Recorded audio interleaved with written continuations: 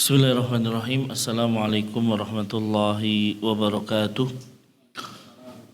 Alhamdulillah, alhamdulillahi ala ihsanihi wa syukru lahu ala taufiqihi wa amtinanihi. Asyhadu an la ilaha illallah wahdahu la syarika lah wa asyhadu anna Muhammadan abduhu wa rasuluhu sallallahu alaihi wa ala alihi wa ashabihi wa man sara ala nahjihi wastanna bisunnatihi ila yaumi liqaihi. Qala Allah Ta'ala, ya ayyuhalladzina amanu taqullaha haqqa tuqatih wa la tamutunna illa wa antum muslimun.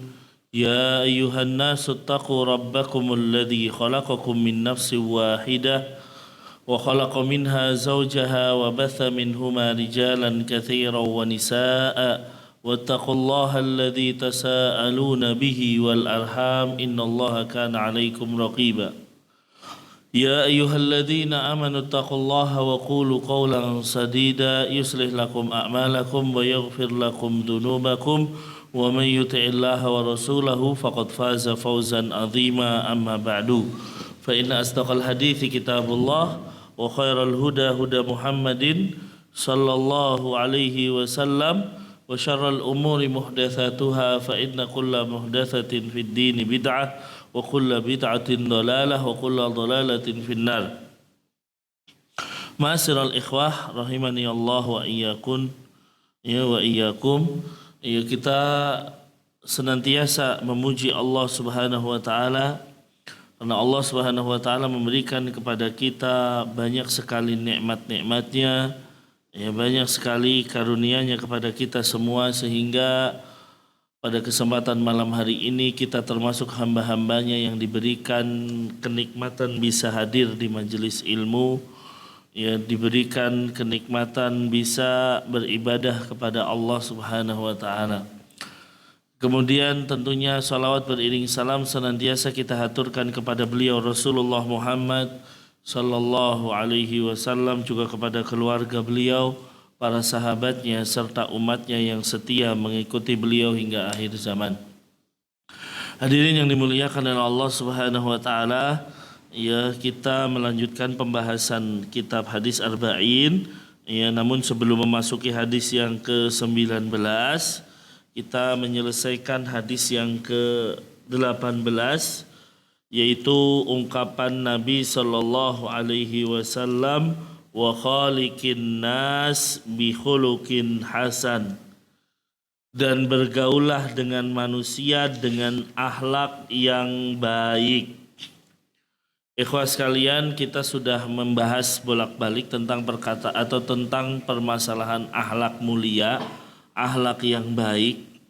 Islam itu benar-benar mengedepankan tentang akhlak yang mulia. Bahkan Nabi Shallallahu Alaihi Wasallam mengatakan, "Aktsaru ma yudkhilul jannah taqwallah wa husnul khuluq." Yang banyak memasukkan seseorang ke dalam surga itu adalah takwa kepada Allah dan akhlak yang mulia. Ya, jadi akhlak yang mulia itu menjadi sebuah kunci kita bisa masuk ke dalam surga. Sebaliknya kalau kita memiliki akhlak yang buruk bisa jadi menjadi ahli neraka, naudzubillah. Ya, ketika Nabi Shallallahu Alaihi Wasallam ditanya oleh sahabat, ya Rasulullah, ada seorang wanita rajin sholat malam, ya tentunya ibadah wajib jelas dilakukan. Dia rajin sholat malam, rajin puasa di siang hari, ya ibadahnya dia jaga, cuman punya kelemahan satu aja gitu. Kelemahannya satu, kebaikannya kayaknya banyak kita lihat di sini. Kelemahannya satu, yaitu dia suka menyakiti tetangga dengan lisannya kan itu. Ya berarti akhlaknya buruk di sini gitu kan. Ya karena dia memiliki akhlak yang buruk, yaitu lisan yang tidak bisa dijaga. Apa kata Nabi Shallallahu Alaihi Wasallam? Nabi mengatakan, la khaira fiha hiya min ahli nar, kata Nabi. Dia tidak punya kebaikan sedikit pun, masya Allah. Ya, nggak ada kebaikannya tuh wanita. Padahal sholat malam nggak pernah tinggal. Ya, puasa sunnah nggak pernah tinggal. Dan ibadah-ibadah itu banyak dia lakukan. Tapi kelemahannya ini menutupi kebaikan tersebut. Nabi mengatakan la khaira fiha, enggak ada kebaikan loh. Enggak ada kebaikan pada wanita tersebut, dia termasuk penghuni neraka. Maka hadirin yang dimuliakan oleh Allah Subhanahu wa taala, Nabi mengatakan ya bergaullah dengan manusia dengan akhlak yang mulia. Ya, karena akhlak yang mulia itu merupakan ibadah yang luar biasa. Ya, orang yang memiliki akhlak yang mulia, ya, kalau akhlak itu menempel dalam dirinya ya berarti pahalanya terus ngalir gitu kan. Dia punya akhlak yang mulia, sabar misalnya. Ketika orang itu sabar terus-menerus akan mengalir terus kan itu. Ya, kesabaran yang dia miliki menjadikan pahala bagi dirinya kan gitu. Ya, ketika orang itu punya akhlak yang mulia, suka senyum misalnya. Ya, ketika orang itu memiliki hal tersebut berarti pahalanya akan terus ada pada orang tersebut. Maka hadirin yang dimuliakan oleh Allah Subhanahu wa taala, ya, Nabi juga mengatakan di sini ma min syai'in athqalu fil mizani min husnil khuluq. Ya, tidak ada yang paling berat di dalam timbangan kelak ya daripada akhlak yang mulia. Ya, maka hadirin yang dimuliakan oleh Allah Subhanahu wa taala, ya hendaknya kita bergaul dengan manusia dengan akhlak yang mulia. Karena kita lihat ikhwas sekalian, manusia bergaul satu dengan yang lainnya, tetapi terkadang setan itu menginginkan terjadinya perselisihan. Ya, ingin adanya perselisihan antar manusia. Nggak pengen itu manusia tuh baik-baik aja. Makanya terkadang sama tetangga, ya, kita ribut gitu. Ya, bahkan kalau kita lihat kasus-kasus yang ada sama tetangga sampai menembok, bikin tembok supaya nggak lewat situ, naudzubillah. Ya, padahal ini Nabi Shallallahu Alaihi Wasallam memerintahkan kita. Kata Nabi, Jibril tuh wasiat terus tentang tetangga. Ya, mazal Jibril yusini biljar. Ya, Jibril ngasih wasiat kepadaku, ya supaya berbuat baik dengan tetangga, berbuat baik dengan tetangga terus menerus. Sampai kata Nabi hatta donantu annahu sayuwarithuhu, sampai saya berpikir tetangga itu masih akan menjadi ahli waris bagi kita gitu kan. Saking kita diminta untuk berbuat baik kepada tetangga. Ya, inilah ikhwas sekalian, makanya ya ini yang perlu kita pahami. Banyak orang ketika baru mulai mengenal kajian, baru mulai mengenal Islam atau agama dengan baik, sunnah dan lain sebagainya, itu seakan-akan manusia yang lain itu jadi musuh gitu. Ya, padahal kita dulu belum kenal juga sama gitu kan. Jadi menganggap orang yang belum kenal kajian, orang yang belum kenal ya sunnah itu wah musuh kita tuh. Ya, padahal kan harusnya apa? Ya semakin kita ngaji semakin baik dengan tetangga, harusnya gitu dong. Semakin kita ngaji harusnya semakin baik dengan masyarakat, bukan sebaliknya semakin kita menjauh dengan masyarakat, tidak. Lihat di sini Nabi mengatakan wa khaliqin nas bi khuluqin nas, dan bergaulah dengan manusia dengan akhlak yang mulia. Nabi mengatakan manusia, bukan bergaul dengan sesama pengajianmu kan gitu. Bergaul dengan orang yang sudah kenal sunnah saja, tidak, dengan manusia secara umum. Ya. Justru apa? Ya, kita itu sudah kenal sunnah, pengennya mereka itu tertarik gitu. Oh, ternyata ngaji yang benar tuh seperti ini. Ya, jadi orang-orang itu tertarik dengan kita. Gimana caranya? Ya berarti kita akhlaknya baik kepada mereka. Sehingga akan muncul dalam pandangan mereka, oh ternyata orang yang kalau udah belajar ngaji, udah belajar sunnah, tuh semakin baik dengan tetangganya. Semakin baik dengan pasangannya, semakin baik dengan keluarganya, semakin baik dengan masyarakat, kan harusnya gitu. Ya makanya ikhwas sekalian, ya kalau kita ya mengaji atau belajar sunnah harusnya semuanya kita pelajari. Ya, bukan hanya memang di dalam agama ini yang dipentingkan tauhid sebagaimana ajaran Rasul Shallallahu Alaihi Wasallam, tauhid itu dipentingkan. Tetapi hubungan kita dengan manusia juga menjadi hal yang penting dalam kehidupan kita sebagai seorang muslim. Ya, jadi jangan sampai menganggap orang-orang di luar itu musuh kita. Kita dulu juga gitu kan. Kita sebelum kenal ya kajian, sebelum kita belajar agama, ya sering datang ke kajian, dulu juga gitu.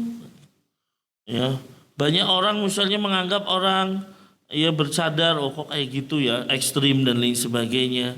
Ya pakai jenggot dan celananya mungkin di atas mata kaki dan lain sebagainya. Kok kayak ya teroris dan lain sebagainya. Karena belum tahu ikhwah. Ya, tapi begitu mereka kita kasih tahu ini yang seperti inilah ajaran Rasul Shallallahu Alaihi Wasallam, maka semoga Allah Subhanahu Wa Taala memberikan mereka hidayah. Begitu ikhwah sekalian. Makanya di dalam penerima zakat itu kan ada yang namanya mu'allaf. Mu'allaf itu bukan semata-mata mereka baru masuk Islam doang tuh disebut mu'allaf. Tapi kalau ada orang yang membenci Islam atau membenci dakwah, ya, tapi kita kasih materi supaya mereka nggak benci lagi, ini juga disebut mu'allaf gitu kan. Ya, mu'allafati qulubuhum, yang dilembutkan hatinya. Gimana caranya kita melembutkan hati mereka? Nabi itu ada orang ya sahabat yang tadinya membenci Islam, ya pemimpin satu kaum, Nabi kasihkan onta 100. 100 onta itu berapa miliar atau berapa triliun bahkan ya. Ya, tetapi akhirnya apa? Dengan Nabi memberikan onta tadi, dia mengatakan kepada kaumnya, wahai kaumku, masuk Islamlah. Masuk Islamlah. Kenapa? Karena Nabi Muhammad memberikan sesuatu tidak takut miskin. Nah, karena ada orang-orang yang memang perlu kita berikan materi dan lain sebagainya. Nah, seperti itu ikhwah sekalian. Jadi Nabi mengatakan bergaulah dengan manusia dengan akhlak yang mulia. Ya, di sini saat Firanda menyebutkan ciri akhlak seseorang itu mulia adalah murah senyum. Nah, ini juga penting. Ya, kita sudah sering dengar tabassumuka fi wajhi akhika shadaqah, senyummu di hadapan saudaramu adalah sedekah. Nabi juga mengatakan jangan remehkan kebaikan sekecil apapun. Meskipun kamu bertemu saudaramu dengan wajah yang berseri-seri gitu kan. Ya, kita kan kalau ketemu teman, ketemu tetangga, ketemu saudara dengan wajah yang muram, wajah yang bersengut misalnya, akan ada suudon dalam diri kita. Setan itu lebih mementingkan suudon kamu kan. Nggak ada kita pikir husnudon, mungkin dia lagi banyak masalah, mungkin kita jarang. Kebanyakan kita termakan setan, tuh dia benci sama kamu, makanya dia melengos, makanya dia enggak ceria, makanya dia cemberut, mungkin gitu ikhlas kalian. Ya, tetapi ketika kita, ya, Nabi mengatakan dengan wajah yang berseri-seri itu akan menimbulkan ya, sesuatu yang saling menyayangi di antara kita dan lain sebagainya. Kemudian ciri akhlak yang mulia adalah ringan tangan.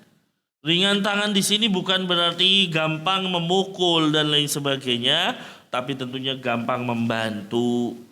Ya, kalau misalnya ada yang butuh bantuan langsung.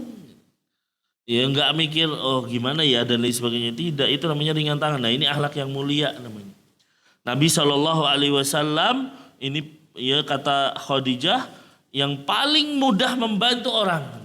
Ketika misalnya Nabi mengatakan, ya, inni khasyitu ala nafsi, kata Nabi ketika baru pertama kali nerima wahyu surat Al-Alaq kan gitu. Ya, dan Nabi didekap oleh malaikat Jibril. Nabi ketakutan sampai ngomong dan lapor kepada Khadijah, ya, curhat kepada Khadijah, kok saya khawatir ya sesuatu yang buruk menimpa diriku kan gitu. Ya, maka kata Khadijah, tidak, kamu itu punya akhlak yang mulia gitu. Engkau itu orang yang berakhlak mulia. Wallahi lan yuhziyakallah. Allah enggak mungkin menghinakanmu wahai Rasul, wahai Muhammad. Wahai suamiku, kata Khadijah. Kenapa? Ya, berdalil dengan akhlak yang mulia. Kamu biasa bantu orang lain. Kalau orang lain butuh bantuan segera dibantu. Orang yang kesusahan ditolong. Orang macam-macam. Ternyata Khadijah, ya, berdalil dengan akhlak mulianya Nabi. bahwa orang yang berakhlak mulia nggak mungkin dihinakan oleh Allah kayak gitu. Orang yang berakhlak mulia nggak mungkin dihinakan oleh Allah Subhanahu wa taala. Di antaranya ini Nabi itu ringan tangan. Ya, ketika ada orang butuh bantuan akan dibantu. Ya, makanya ikhwah sekalian kalau kita lihat keluarga Nabi itu sangat mudah menolong orang lain. Aisyah misalnya. Ya, ketika ada seorang pengemis datang, seorang ibu dan 2 orang anak datang meminta makanan. Ya, di rumah ternyata hanya ada kurma, dan kurmanya bukan banyak, tinggal 1 butir kurma di rumah itu. Ya, tinggal 1 butir kurma. Ini menunjukkan bagaimana kemiskinan yang ada pada keluarga Rasul Shallallahu Alaihi Wasallam. Ya, tidak ada makanan kecuali kurma. Ya, kalau kita mikirnya ada orang pengemis, padahal ada kurma di situ, ya kita tetap, wah kita nggak ada apa-apa kan gitu. Ya, kurma itu kan pikirnya buat kita gitu kan.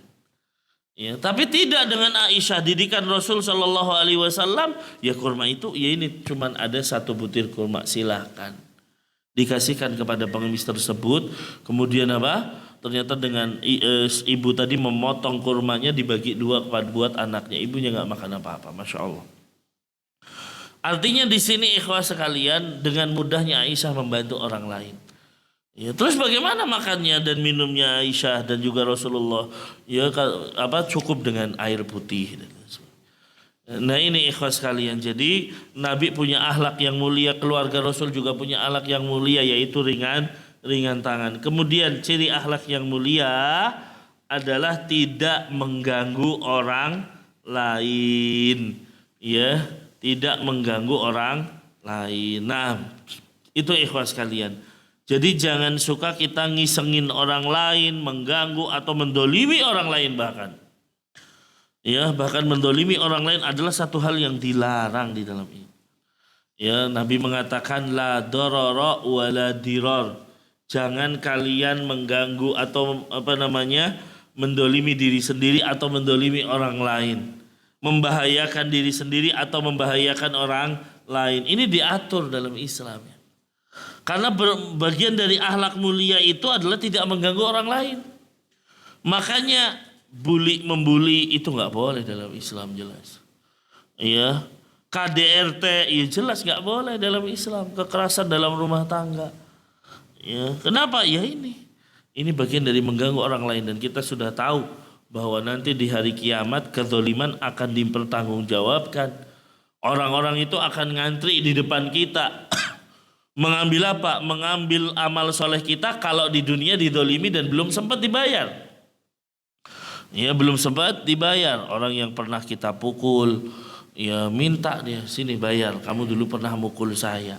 Orang yang pernah kita caci maki, sini amal solehnya, kamu dulu pernah mencaci maki saya.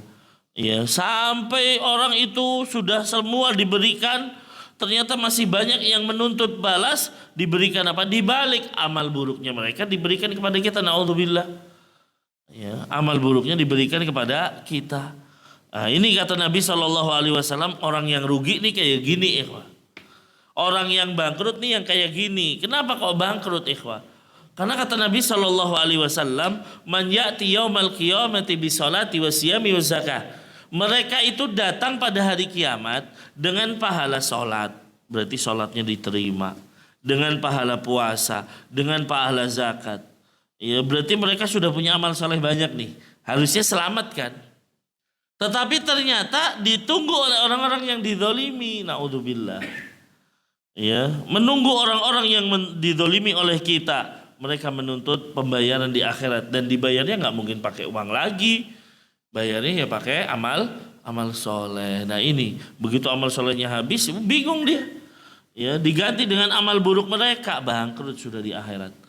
Ya, bawa amal soleh banyak, bawa pahala banyak, dihabiskan hanya untuk membayar kezaliman yang kita lakukan. Itu ikhwah sekalian, hadis yang ke-18. Ya, Nabi sallallahu alaihi wasallam mengatakan, ittaqillaha haitsuma kunta, bertakwalah kalian dimanapun kalian berada. Baik dalam kondisi ramai maupun sepi, baik dalam kondisi banyak orang maupun sendirian di dalam kamar selalu bertakwa kepada Allah Subhanahu wa taala. Kemudian iringi keburukan dengan kebaikan. Maka kebaikan ini akan menghapus keburukan tersebut. Ya, akan menghapus keburukan tersebut. Dan yang ketiga, wa khaliqin nas bi khuluqin hasan, dan bergaulah dengan manusia dengan akhlak yang mulia. Ini hadis yang ke-18. Masuk ke hadis yang terbaru, yaitu hadis yang ke-19. Hadisnya panjang, mungkin kita akan bagi dalam 2 atau 3 pertemuan. An Abil Abbas Abdullah ibnu Abbasin radhiyallahu anhuma qala kuntu khalfan nabiyyi sallallahu alaihi wasallam yawman faqala ya gulam inni uallimuka kalimatin ihfadillaha yahfadka ihfadillaha tajidhu tujahaka idza sa'alta fas'alillah wa idza sta'anta fasta'in billah. Baik, ya. Segitu dulu kita baca dalilnya dari Abul Abbas, ya, Abdullah ibnu Abbas, semoga Allah meridhoi keduanya. Kenapa keduanya? Karena Abdullah dan Abbas dua-duanya sahabat Nabi. Ya, Abdullah dan Abbas dua-duanya sahabat Nabi, dan kita tahu Abbas, ya, itu adalah paman Nabi. Ya, adalah paman Nabi. Nah, kita jelaskan nanti. Semoga Allah meridhai keduanya. Kata Abdullah bin Abbas, kuntu khalfan Nabi sallallahu alaihi wasallam yauman. Suatu saat saya berada di belakang Nabi. Ya. Suatu saat aku pernah di belakang Nabi, maksudnya dibonceng. Ya, meskipun kalimat di belakang itu bisa jadi berjalan di belakangnya dan lain sebagainya. Ya.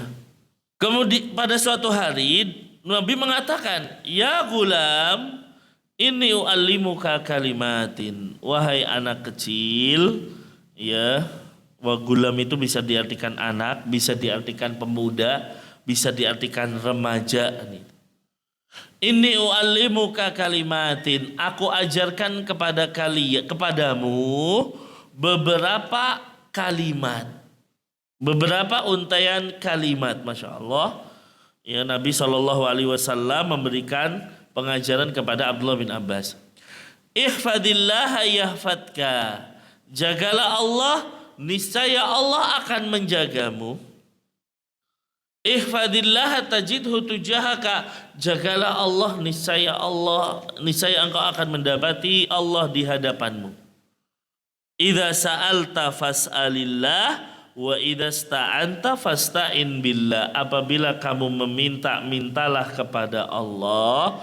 Apabila engkau memohon pertolongan, mohonlah pertolongan kepada Allah Subhanahu wa ta'ala. Nah,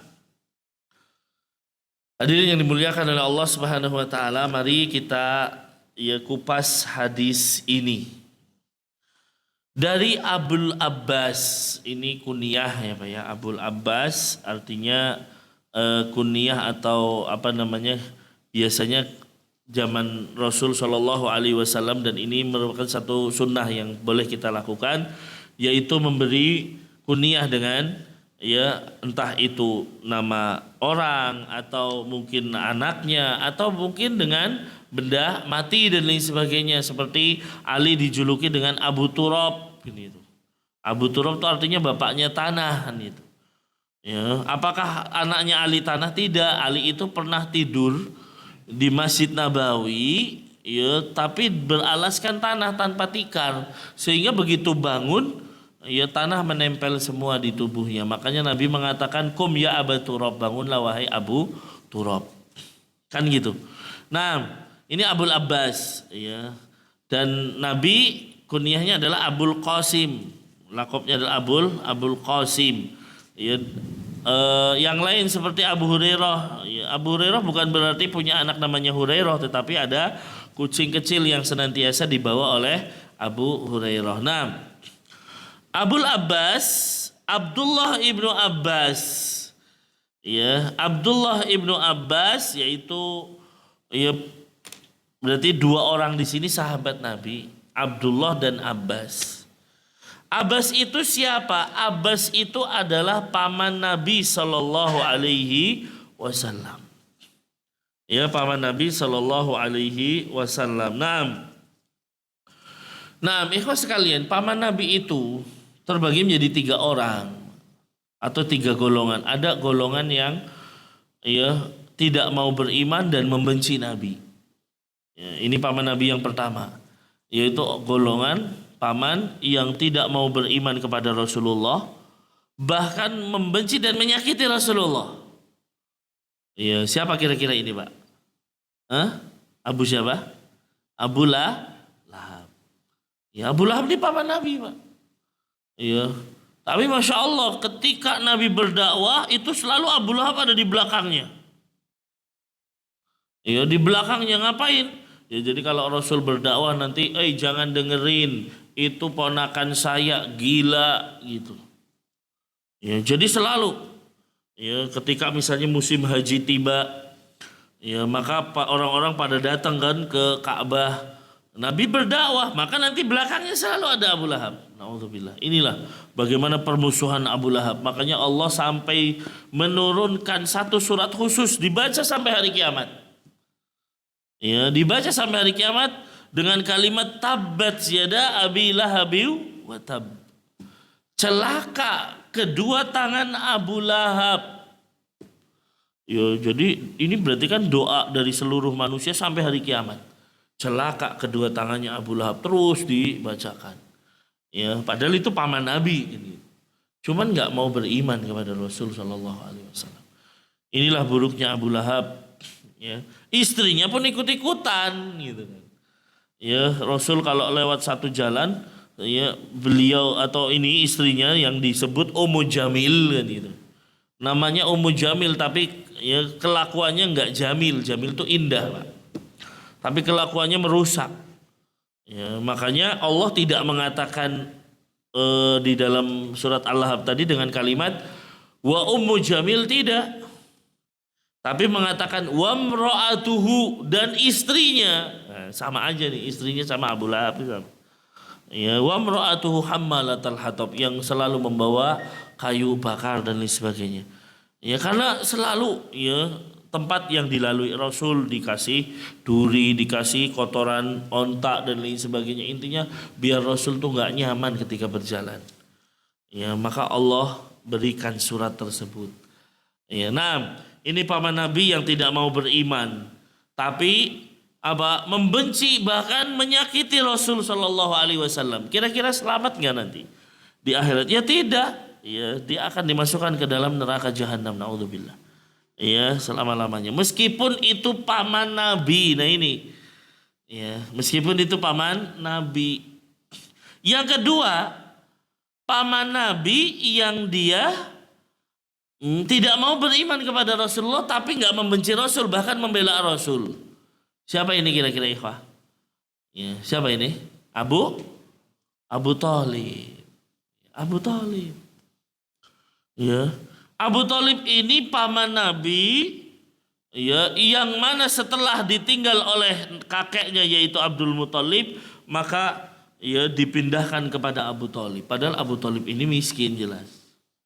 Ya, bukan orang kaya dan lain sebagainya. Makanya ketika Rasul sudah menikah dengan Khadijah dan punya materi, ya salah satu anaknya Abu Thalib diambil. Maksudnya biar diasuh oleh Rasul Shallallahu Alaihi Wasallam, yaitu Ali bin Abi Thalib. Jadi Ali itu dari kecil sudah tinggal bersama Rasulullah. Ya, saudaranya Ali yaitu Ja'far bin Abi Thalib tinggalnya sama Hamzah bin Abdul Muthalib. Ya itulah dulu saling membantu namanya. Ya, Abu Thalib ini ya begitu Rasul Shallallahu Alaihi Wasallam berdakwah, maka beliau membela Nabi Shallallahu Alaihi Wasallam, mengikuti Nabi Shallallahu Alaihi Wasallam. Jadi kalau ada orang Quraisy mau menyakiti Nabi akan ditahan terus. Dan ini tentunya sebuah keuntungan dari Rasul dan sebuah kasih sayang Allah. Allah menjadikan adanya Abu Thalib dan adanya Khadijah. Ya, Khadijah itu membantu Rasulullah atau penolong Rasulullah dari dalam. Yang mensupport Rasulullah dari dalam dan juga dari hartanya Khadijah.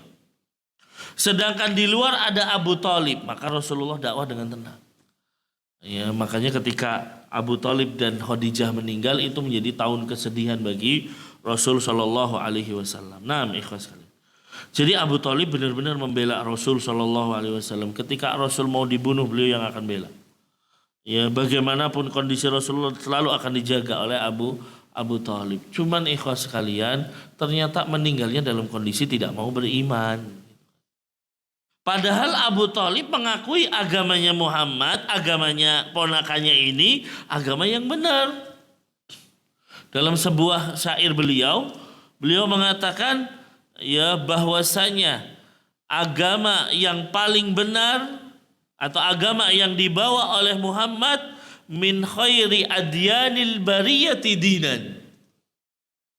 Ya, bahwa agama yang dibawa oleh Muhammad adalah agama yang paling baik.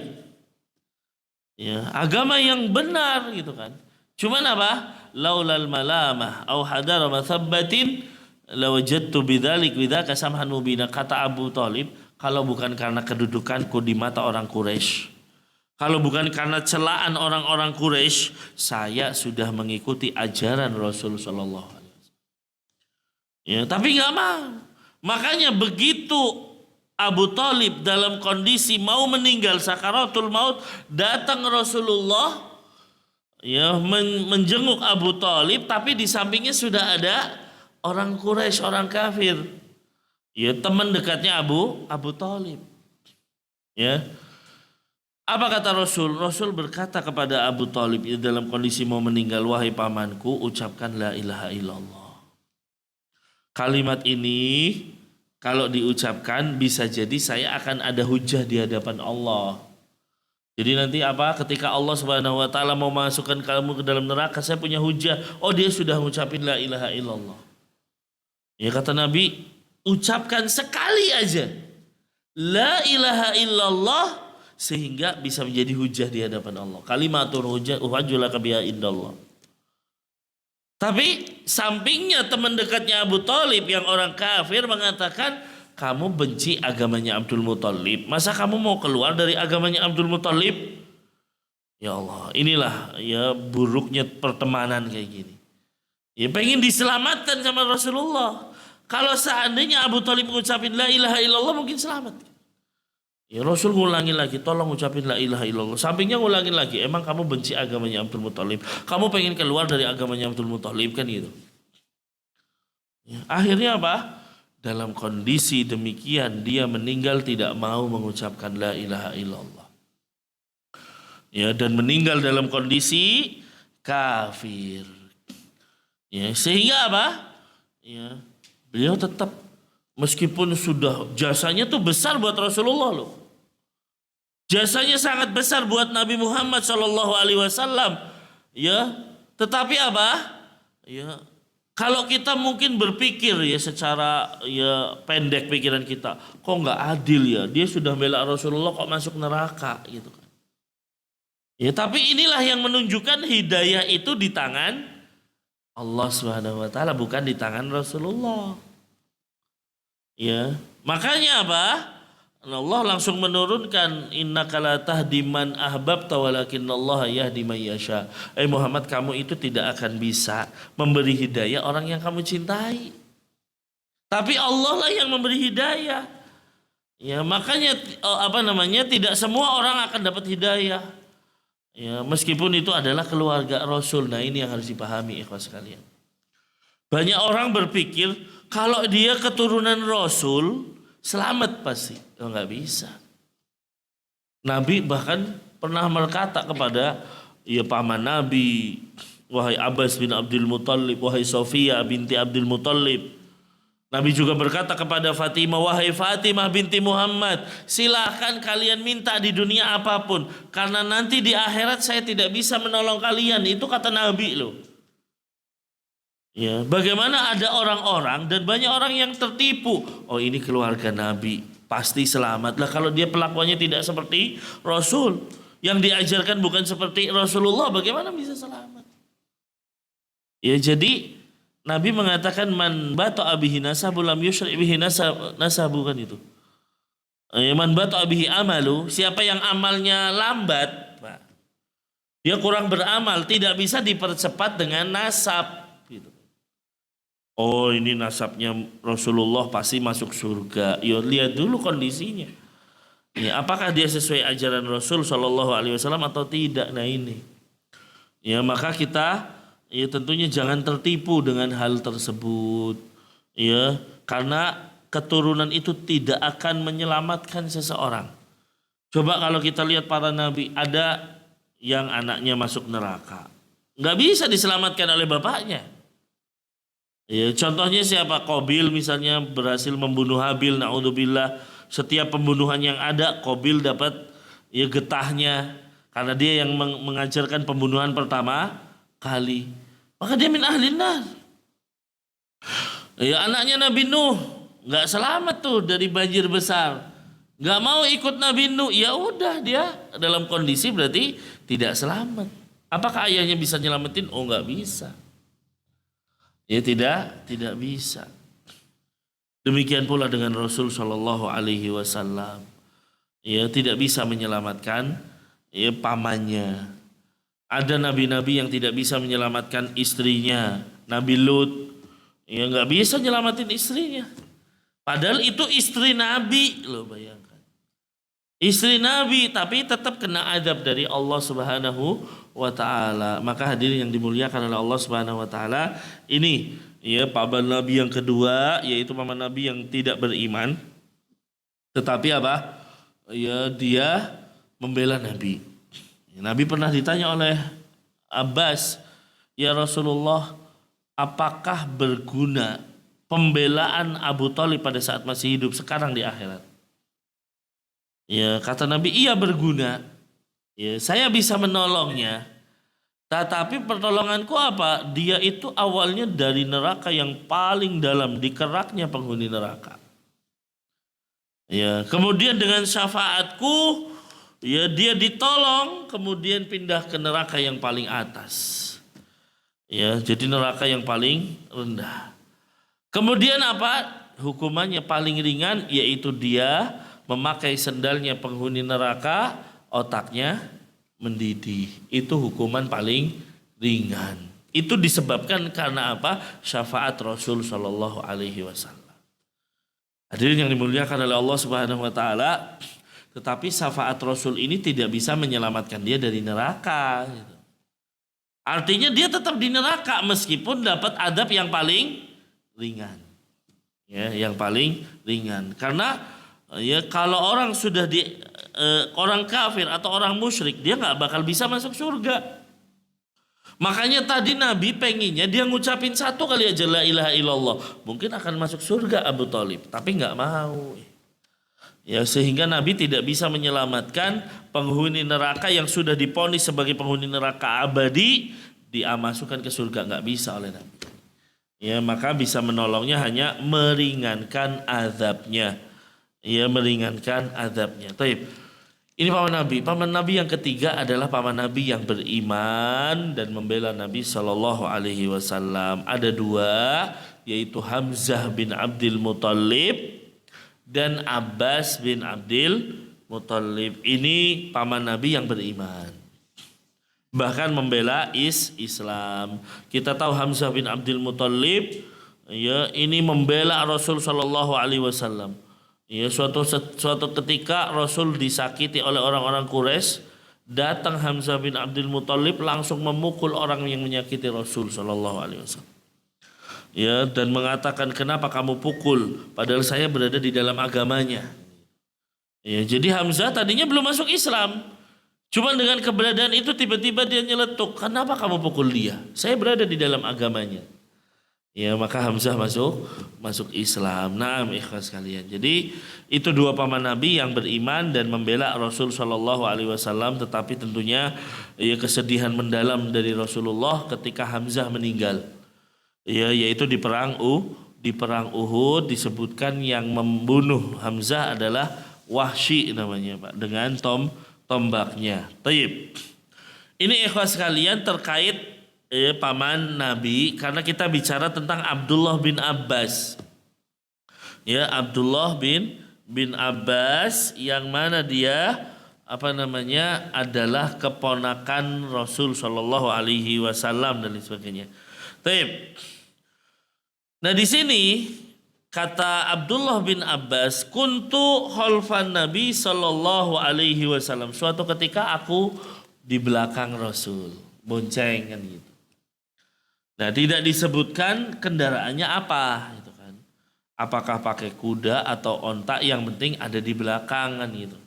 Yang penting ada di belakang, dan ini biasa dilakukan oleh Rasul Shallallahu Alaihi Wasallam. Apalagi kita lihat Ibnu Abbas masih kecil. Ya, Ibnu Abbas masih kecil. Pada saat menyampaikan hadis ini, ya disebutkan usianya adalah 9 tahun, sebagian mengatakan 7 tahun dan lain sebagainya. Dan ketika Rasul Shallallahu Alaihi Wasallam meninggal, usia beliau belasan. Ada yang mengatakan 15 tahun, ada yang mengatakan 16 tahun, ya dan lain sebagainya. Jadi ketika Rasul meninggal, Ibnu Abbas umurnya masih sekitar 17 tahun atau 16 tahun. Ya, berarti kan ketika lagi meriwayatkan hadis ini sebelum usia tersebut. Ya, sebelum usia tersebut. Ada yang mengatakan 9, ada yang mengatakan lebih dan lain sebagainya. Nah, ini menunjukkan bahwa anak kecil yang diajarkan kalimat boleh meriwayatkan ketika dewasa. Nabi ngajarin Abdullah bin Abbas masih kecil. Ya, kemudian Abdullah bin Abbas sampaikan hadis ini begitu sudah dewasa, menunjukkan bahwasanya hadis yang diterimanya pada saat masih kecil itu diterima oleh Islam. Ya, makanya Abdullah bin Abbas kita tahu beliau ini adalah anak kecil tapi ilmunya luas. Ya, makanya Nabi Shallallahu Alaihi Wasallam di sini kalau kita lihat ya tentang cerita Ibnu Abbas dan lain sebagainya, Nabi pernah mendoakan Abdullah bin Abbas ya dengan doa Allahumma faqihhu fiddin wa 'allimhu ta'wil. Ya Allah, jadikanlah Ibnu Abbas ini paham dalam masalah agama. Ya, dan ajarkanlah dia tafsir Al-Qur'an. Masyaallah. Wa 'allimhu ta'wil artinya ajarkanlah dia tafsir Al-Qur'an.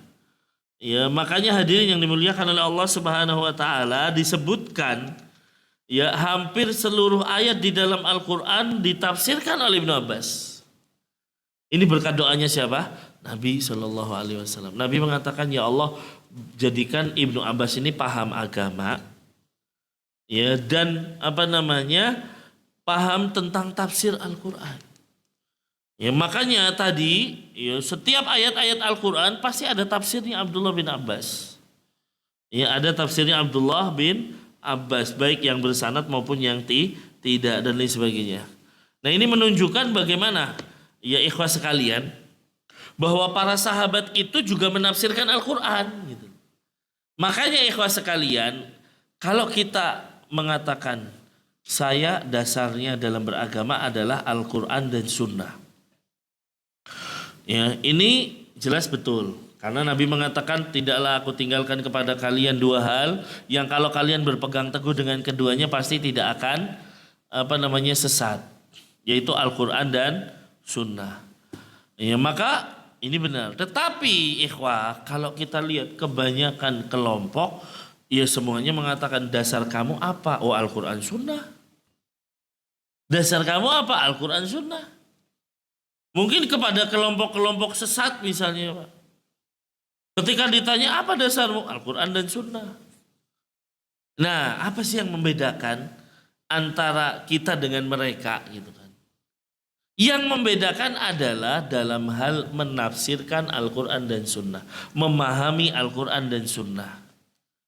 Kalau kita memahami Al-Qur'an dan Sunnah sesuai pemahaman para sahabat. Jadi sahabat apa pemahamannya? Nah itu yang kita ambil. Jadi kita nggak boleh memahami Al-Qur'an misalnya, Allah turunkan misalnya ayat, kemudian menurut penafsiran saya, nggak bisa. Atau menurut penafsiran, mohon maaf, kiai saya, nggak bisa. Loh kenapa sih harus menjadikan penafsiran para sahabat itu pemahaman para sahabat itu yang harus kita ambil karena mereka langsung belajar sama Rasul. Nah ini yang harus dipahami ikhwas sekalian. Jadi sama-sama Al-Quran dan Sunnah, cuman siapa yang memahami? Ada orang Al-Quran dan Sunnah tapi dengan pemahaman orang yang nyeleneh misalnya. Ya, orang yang rusak. Ya, seperti mohon maaf pemahaman ya seorang doktor yang terkenal, ya pakar tafsir, ya tafsirnya bahkan menjadi sebuah tafsir di Indonesia, ya disebutkan. Tapi tafsirnya nyeleneh banyak kan. Ya, bahkan sempat ada statement dari dia misalnya, padahal ini dokter mengatakan siapa bilang Muhammad sudah dijamin surga. Loh, ya nggak bisa gitu. Rasul sudah dijamin surga.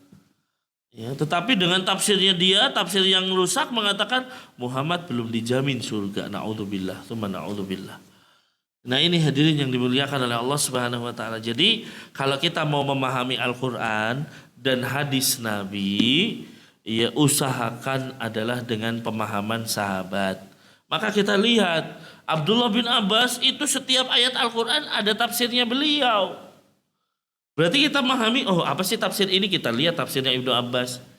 Ya makanya tafsir-tafsir kontemporer yang bagus adalah yang selalu pendapatnya diambil dari para sahabat. Nah, maka hadirin yang dimuliakan oleh Allah Subhanahu wa taala, berkat doa dari Nabi Shallallahu alaihi wasallam menjadikan Abdullah bin Abbas mendapatkan ilmu yang banyak dari Rasul. Padahal tadi ya beliau mengikuti Rasul masih muda gitu kan.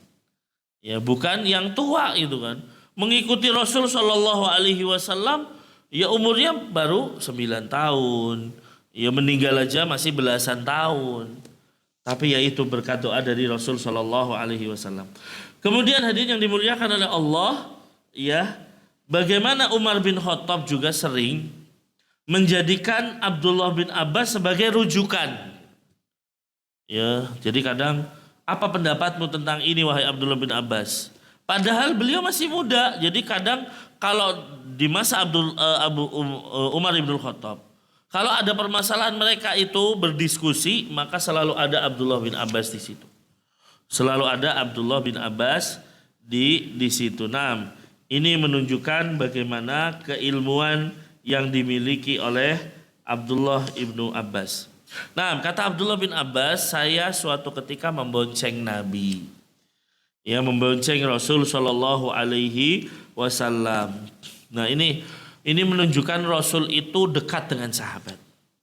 Jadi terkadang Rasulullah itu boncengin sahabat, Pak.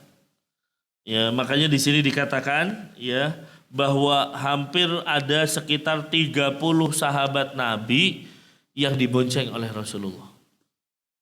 Yang dibonceng oleh Rasul Shallallahu alaihi wasallam. Nah, ini berarti Rasul Shallallahu alaihi wasallam itu dekat dengan para sahabat. Makanya Rasul itu tidak ada tidak ada pembatas antara Rasulullah dengan para sahabat. Ya nggak ada batasan. Ya beda dengan mungkin pemimpin. Makanya suatu ketika ada seorang wanita ya ditegur oleh Rasulullah karena menangis di alam kubur kan gitu. Menangis di kuburan karena anaknya baru meninggal. Nabi negur, kamu ya bertakwalah kepada Allah dan sabar gitu kan. Sabar. Ya. Tapi wanita tadi mengatakan, ya ilaika anni fa innaka lam tusib bi musibati. Pergi kamu karena kamu belum atau tidak menerima musibah seperti aku. Jadi dia enggak tahu kalau ini Rasulullah. Rasul pergi. Begitu Rasul Shallallahu alaihi wasallam pergi, dikasih tahu itu tadi Rasulullah. Akhirnya apa? Ya, dikejar oleh wanita tadi. Rasul sudah masuk ke dalam rumahnya. Kata wanita tadi, saya ketuk pintu rumahnya dan Rasul tidak ada penjaga satupun.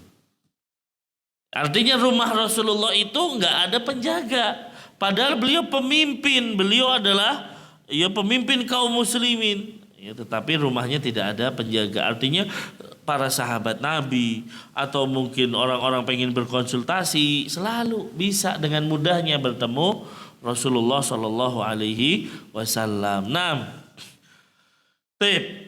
kata Abdullah bin Abbas, saya membonceng Nabi suatu hari.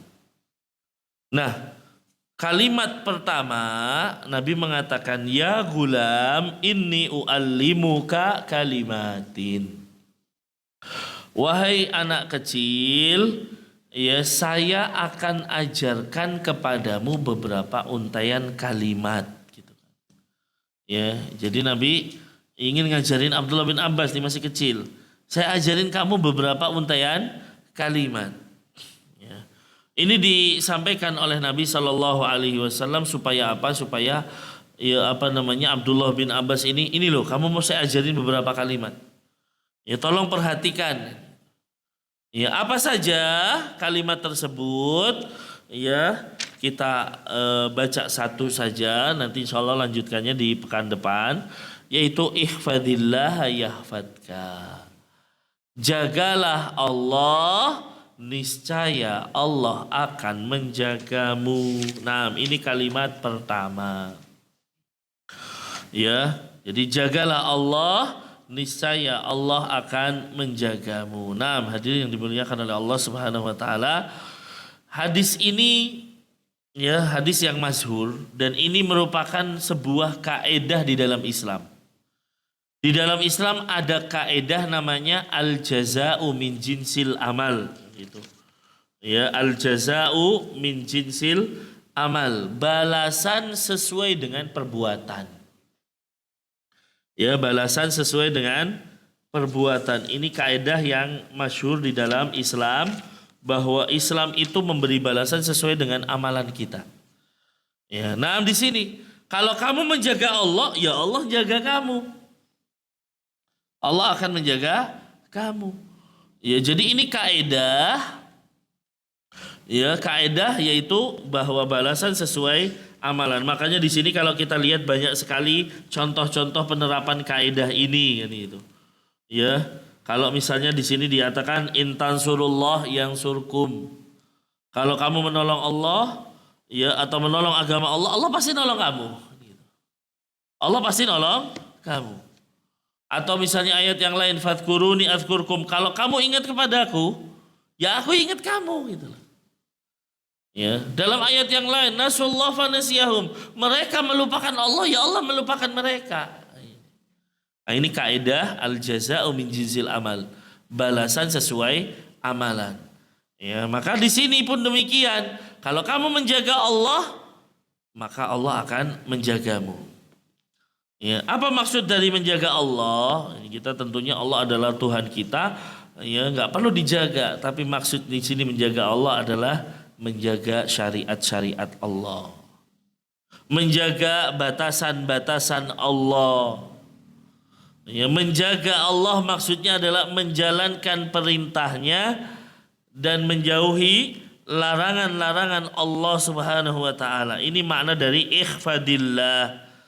Ya, ikhfadillah artinya jagalah Allah, ya, maka Allah akan menjagamu. Menjaga Allah itu berarti kita menjaga syariat Allah. Perintah-perintah Allah kita jaga. Ya. Larangan-larangan Allah, ya, kita tinggalkan. Itu makna dari menjaga Allah Subhanahu wa taala. Ya, nah, jadi menjaga syariat Allah Subhanahu wa taala. Baik. Ya. Itu maksud dari jagalah Allah. Ya, maka orang yang misalnya sholatnya dijaga, ya, dia jaga juga dengan amalan sunnah. Ini berarti dalam kondisi sedang menjaga Allah. Ya, sedang menjaga Allah Subhanahu wa taala. Kalau kita sudah bentuk atau menjaga Allah Subhanahu wa taala, maka Allah akan menjaga dia. Allah akan menjaga dia. Nah, apa penjagaan Allah Subhanahu wa taala di sini, ikhwas sekalian? Nah, ini. Ya, penjagaan Allah itu bentuknya macam-macam. Ya, ada misalnya Allah menjaga agamanya kan gitu. Ya, Allah menjaga akhiratnya dan lain sebagainya. Itu adalah bentuk penjagaan Allah Subhanahu wa taala. Maka hadirin yang dimuliakan oleh Allah Subhanahu wa taala, inilah ya kalimat pertama bahwa jagalah Allah, maka Allah Subhanahu wa taala akan menjagamu. Ya, jagalah syariat Allah, maka Allah akan menjagamu. Jagalah batasan-batasan Allah, jaga sholatnya, jaga perintahnya, jaga ya larangan-larangannya supaya tidak kita melakukannya, maka Allah akan menjagamu.